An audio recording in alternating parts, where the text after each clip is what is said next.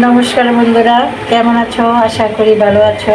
আর আমি তোমাদেরকে দেখাবো একটা বেগুন পালং শাকের রেসিপি। লবণ, এখানে আছে আদা রসুন পেঁয়াজ বাটা, আর হলো শুকনা মরিচ বাটা একসাথে বেটে নিয়েছি, ধনিয়া পাতা বাটা একসাথে মেখে আমি 30 মিনিট রেখে দেব। যত বেশি সময় রাখবেন, লবণ মরিচ আর এই যে পেঁয়াজ রসুনের যে পেস্টটা বেগুনের ভিতরে ঢুকবে আর বেগুনের জলটা বেরিয়ে যাবে। দিব হলুদের গুঁড়ো, মরিচের গুঁড়া, দিব স্বাদ মতো চিনি, কড়াইতে তেল দিয়ে দিলাম। একটা শুকনা মরিচ ভেজে তুলে নিব। পালং শাক এইভাবে ছোটো ছোটো করে কেটে নিয়েছি। বেগুনটা একদম নরম হয়ে গেছে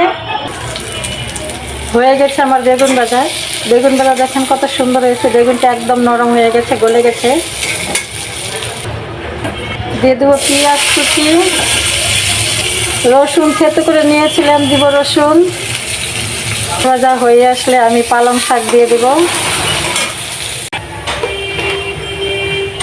দিলাম পালং শাক।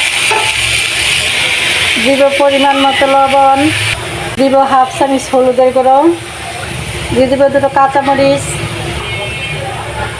চুলার আঁচ কমিয়ে কিছুক্ষণের জন্য ডেকে দিলে পালং শাকের যে জলটা বেরিয়ে আসবে, শাকটাও সিদ্ধ হবে। শাকের থেকে কি পরিমাণ জল বেরিয়েছে। চুলার আঁচটা আমি একদম কমিয়ে দিয়েছি। আমি যে মরিচটা ভেজে নিয়েছিলাম এটা এখন গুঁড়া করে দিয়ে দেব।